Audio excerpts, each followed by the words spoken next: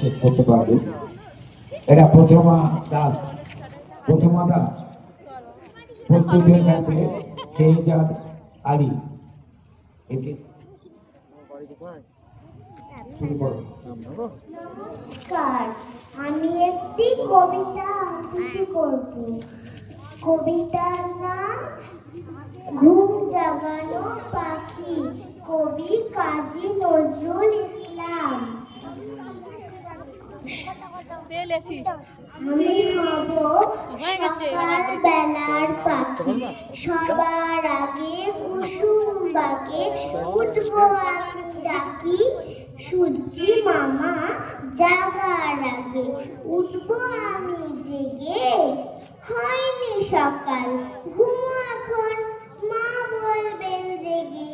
বলবো আমি আলসেমি, ঘুমিয়ে তুমি থাকো। হয়নি সকাল, তাই বলে কি সকাল হবে না গো?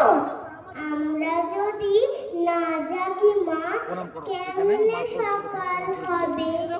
তোমার মেয়ে উঠলে গো মা, রাত পোহাবে তবে।